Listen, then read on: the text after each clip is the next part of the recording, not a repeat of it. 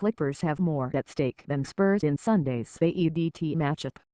The Los Angeles Clippers will still be in must-win mode when they face the San Antonio Spurs on Sunday AEDT at the AT&T Center in San Antonio. More, Ben Simmons has reportedly grown 2 inches to nearly 7 feet tall. The same thing cannot be said of the Spurs, who already clinched the second playoff seed in the Western Conference.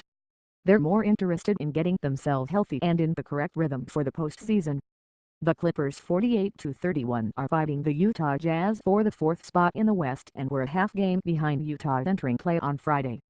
Los Angeles and Utah will likely square off in the first round of the playoffs. It's just a matter of which team will get home court advantage. If they're tied at the end of the regular season, the Clippers own the tiebreaker. Los Angeles heads to the Alamo City on the heels of Wednesday's 1-1-1-0-1 home win over Dallas and 2 days off, which is rare this late in the season. Blake Griffin scored 32 points and J.J. Redick added 25 for the Clippers, which won their 4th straight game and 8 in the past 10 outings.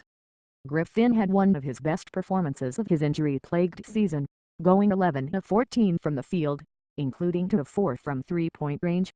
After playing in San Antonio, Los Angeles returns home to finish the season against Houston and Sacramento. "We're no longer playing other teams, we're playing ourselves," Los Angeles coach Doc Rivers said. "Home court is important, but someone isn't going to get it. We will be ready no matter what." Both Chris Paul 22 points and 11 assists and DeAndre Jordan 11 points and 20 rebounds posted double-doubles for the Clippers against the Mavericks, with Jordan getting his 38th double-double of the season. Jordan said the Clippers' defense set the tone that allowed them to collect the win. "We came out and got stops to give J.J. and Blake opportunities to score early," Jordan said. "When we play with intensity, especially defensively, you get results."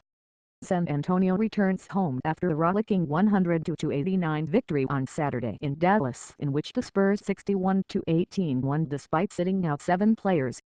4 of those were starters, including its top 2 scorers, erstwhile MVP candidate Kawhi Leonard and LaMarcus Aldridge.